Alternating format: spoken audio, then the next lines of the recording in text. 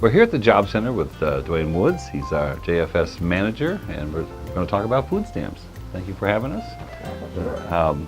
First off, what are food stamps? Just a very basic question. Well, food stamps is a program that's through the Food Nutrition Program, where it's through the federal government, and it's to provide nutrition to families that are low income, that normally wouldn't be able to meet their needs through their normal employment, or if they have employment. And what the Food Assistance Program, it used to be called food stamps, we're getting away from that now. Now we're called the Food Assistance Program. And what the Food Assistance Program basically is for those people to assist them with those nutrition needs so they can provide food for their families.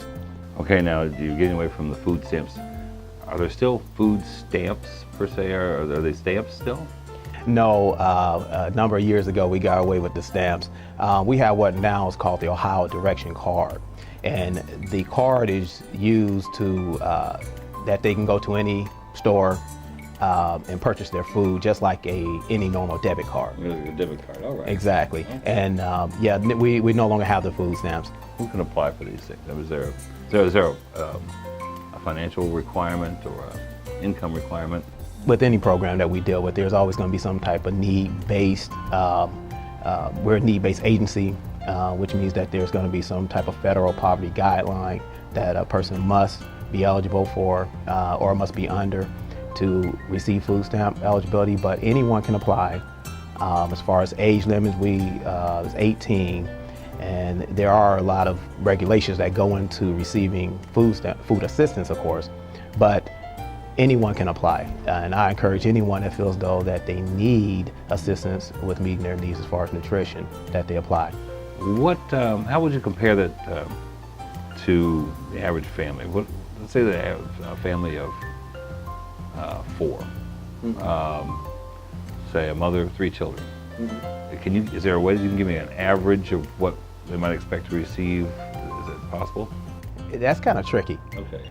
Because like I said, there is a lot of regulations, and there's a food stamp budget that we do to determine eligibility for any size family. Okay. There is a maximum that a family size of 1 through whatever number it is, a maximum that they can receive. So you mean there's like a scale? There's a scale. So if they were say they were working at some part-time minimum wage job, but they were receiving a certain amount of income, they would just need a supplement of food assistance, as opposed to someone who was completely unemployed. And I mean, there's a difference, right? Is that what you're saying? Right, and typically that's what the food stamp or food assistance program is for. It's not to totally supply you with food, your needs as far as nutrition. It's hopefully just to supplement your income with another means of getting you through the month for food needs. How many people in Montgomery County receive food assistance? We measure by assistance groups as well as recipients. And usually we like to use the assistance group number, which in Montgomery County, we service over 30,000 families, or that's called assistance groups at this time. And we have noticed an increase over the last year, of course, during these economic times. Exactly. So we have had an increase in 30,000. I think last year we had somewhere around 28,000. So it's definitely been an increase, and this every month is going up. Probably, I would say 1 to 1.5% increase on a monthly basis. I assume all these things are subject to review, so the public knows that. I mean, if I was in one of these groups, I had a part-time job and I was receiving a support through the food assistance program, and I lost my job, I could come back in and request a review of my case? Oh, absolutely. Anytime there's any changes that if you're receiving assistance, if you have any type of changes, we have what is called a change report unit.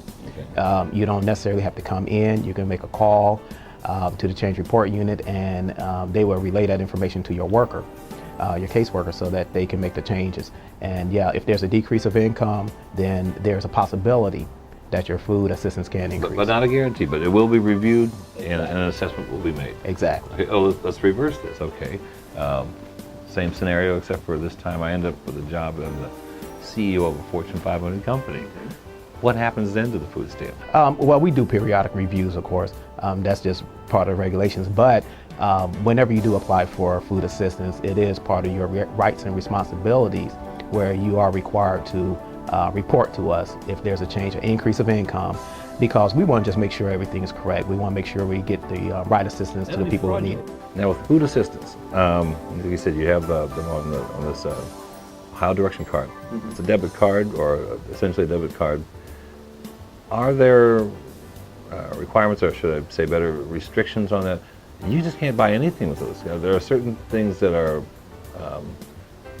you're entitled to buy, and other things you can't buy with a card. Can you explain a little bit about that? Yeah, there is a certain things that you are able to purchase with the card. Of course, it's for nutritional needs. So certain things that you can't purchase at the grocery store, like cigarettes or things like that. But you are fully disclosed of what you can purchase and what you can't purchase. What does a person have to do to apply for food assistance? Well, they have a number of different ways they can apply for food assistance. We have, they can come into the job center, and we're located 1111 South Edward C. Moses Boulevard. When they come in, come to the front area, the reception area, and just basically let them know what you're here for, and they will direct you in the right direction. There is an application that you must complete, and usually you'll be seen by a caseworker. Other things that they need to bring in terms of identification, income verification, that sort of thing? Absolutely. Bring any type of verification of your income, if you receive any type of unearned income, unemployment, child support, anything like that. You want to make sure you bring that with you. Also bring identification with you, maybe your birth certificate, social security card, anything like that that can help us out. We'll let you know what we don't need.